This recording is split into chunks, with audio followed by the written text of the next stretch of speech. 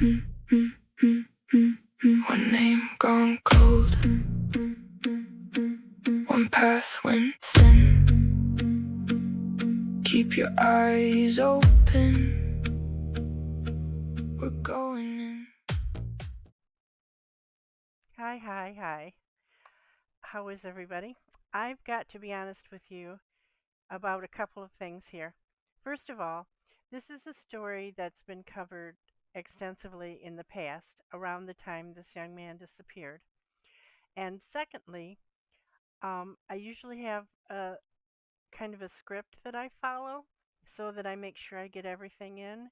Well, there's kind of a little bit of moving parts here in this story. So this video narration may be a little choppier than what you're used to because I'm going to be following my script, but then I printed out some other things that I found later that I'm going to kind of be inserting into the script.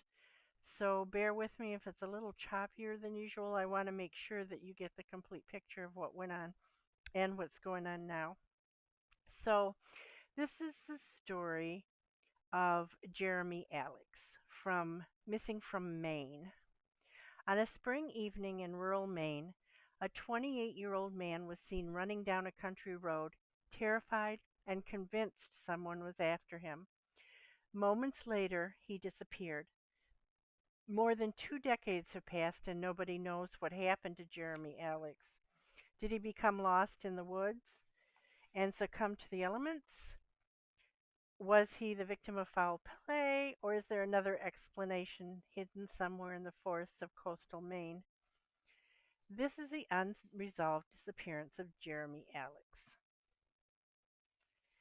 Jeremy Ted Alex was born on April 8, 1976. Friends and family described him as a free spirit who cared deeply about the people in his life. In April of 2004, Jeremy was preparing for a new chapter in his life. He and his girlfriend were moving into a home together in Northport, Maine, which is a small coastal town in Waldo County. From the outside, it appeared Jeremy was building a future. But behind the scenes, he was reportedly struggling with substance abuse and personal challenges that may have played a role in what happened next.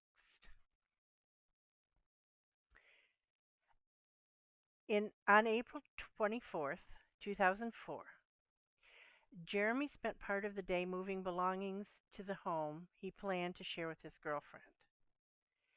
Later that afternoon, events took a really disturbing turn. Now I'm going to hop off my script and into um, an article here. Alex visited his girlfriend on the morning of April 24th, 2004. He was moving items to their new home on Harbor Road in Northport, Maine that day. At 5:20 p.m., one of Alex's former high school teachers who lives on Pound Hill Road near Bluff Road behind Jeff's Marine saw him come running out of the woods near her home. The location is about a mile and a half from Alex's new home with his girlfriend. And the woman says that Alex was acting paranoid and erratic and appeared to be hallucinating. Now again, this is one of his former high school teachers, so she knows what quote unquote normal Alex looked like and sounded like. So she knows that this wasn't the Alex she knew. He told her that bad guys were trying to hurt him. Her husband tried to get Alex to remain at the scene while the woman called the police, but he ran away before the police could arrive. Shortly afterwards, a motorist saw him crossing Route 1. He has never been heard from again. Alex's van was found the next day in a small parking area off Pound Hill Road on property belonging to the Waldo County Humane Society. His keys and cellular phone were inside the vehicle, but there was no sign of Alex. Several searches of the area failed to turn up any evidence as to his whereabouts. Now, about a month later, well, several months later, about 4 months later, a contractor in Jackson, Maine, which is about 45 minutes away from Northport, reported seeing a man who matched Alex's description. He says he was working on a house when the man, who had a sweater tied around his waist, came out of the woods. The man was acting strangely, would not speak, and did not seem to understand anything spoken to him. The contractor offered him food, but the man refused. A person living nearby says he also saw the unidentified man, and he also believes he was Alex. The second witness says the man came to his garage but would not answer questions and eventually walked away after being told to leave. These sightings have not been confirmed but are considered credible. Alex's parents say he's never left without warning before, and they believe he may have met with foul play. They say he had the skills to survive alone in the woods if he had to, and Alex was employed as a freelance gardener in 2004. He enjoys skateboarding, reading, and playing the guitar. Again, as we all know, or I wouldn't be covering it, his case remains unsolved. So let's see what else we can figure out. Again, there was no sign of Jeremy, no note, no evidence of where he'd gone, just an abandoned vehicle sitting near the area where he had been last seen alive. Now, I read another article where his girlfriend said that when he was with her, shortly before the interaction in the former teacher's backyard, he had been using substance, most particularly a cocaine and heroin mix, and that certainly could have lent itself to his unusual behavior. Anyway, law enforcement launched an extensive search of the area. Canine teams searched the surrounding woods. Investigators followed leads and conducted interviews for years. Yet, despite those efforts, no trace of Jeremy was found. As time passed, theories began to emerge. Some believe Jeremy may have become lost while experiencing paranoia or hallucinations and died somewhere in the dense Maine wilderness. Others suspect foul play. His family has long believed there may be more to the story and has continued searching for answers. According to Maine State Police, Jeremy's disappearance is considered suspicious. Over the years, investigators received numerous tips, but none led to a breakthrough. Searches of locations identified by tipsters also have failed to uncover evidence. Um, so, more than 20 years later, Jeremy Alex remains missing. His case continues to be listed by Maine State Police among the state's unresolved missing persons investigations. Now I'm going to stick something else in here. I read elsewhere too that shortly after he disappeared, very shortly after he disappeared, well, I guess I should preface this, I'm sorry, by saying that remember he walked into some woods behind the teacher's house. Well, on the other side of the woods was the ocean.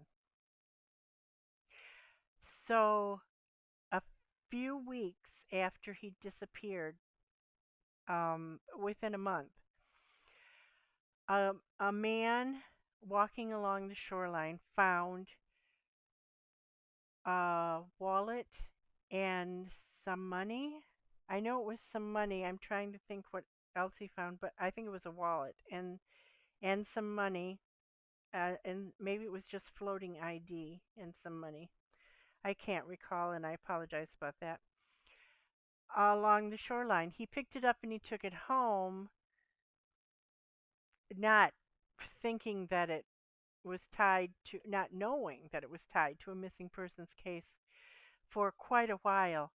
And then when someone said, "Hey, that looks or sounds like the guy that has been missing from over that way," he turned it into authorities. So my personal belief is maybe he walked into the ocean and drowned rather than dying of exposure in the woods. I don't know. He apparently if those sightings are accurate, was alive for at least 4 months after he went missing. And I have never really, done street drugs, so I don't know, could he still be messed up from that bad experience 4 months earlier, so messed up that he doesn't know who he is or can't remember anything about his life or is confused still? I don't know. But those are things, just theories, just to throw out there about, why he may have still been in the woods perhaps after all that time, and why too he may, that he may have wandered into the ocean at some point, and that may be why he hasn't ever been found either. But the point is, we don't know. Jeremy's family has continued to seek answers and has offered a reward for information that could help solve the mystery. What happened after Jeremy ran down that road in Northport? Did he disappear into the woods? Did he disappear into the ocean? Did someone encounter him after he crossed Route 1? Or does someone still know what happened that day? For now, these questions remain unanswered. Again, Jeremy Alex was 28 years old when he disappeared from Northport, Maine on April 24, 2004. If alive today, he would be 50 years old. Someone may remember something. Someone may know what happened. And after all these years, Jeremy's family is still waiting for answers. When he disappeared, he was wearing an olive green flannel Timberland sweatshirt, blue jeans or brown corduroy pants and sneakers, and carrying a red backpack. Alex was apparently disoriented at the time of his disappearance and may have been under the influence of drugs. He has been addicted to substances for much of his adult life. He is a white male, brown hair, brown eyes, and Alex smoked hand rolled cigarettes at the time of his disappearance. If you found this case important, please share this video. The right person seeing it could make all the difference. And as always, thank you for helping keep Jeremy's story alive.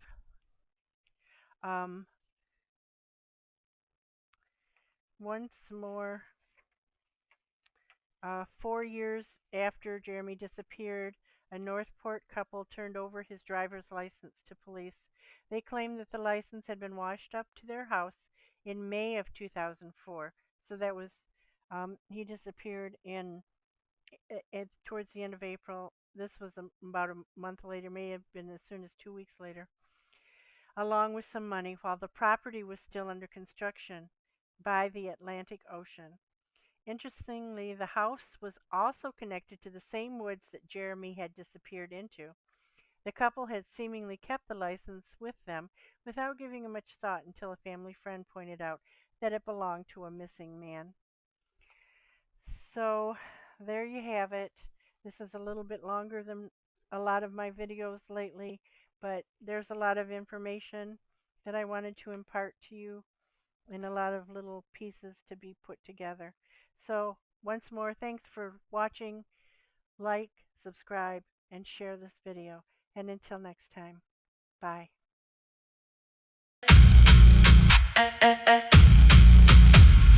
If you know a thing, say it now. One small truth.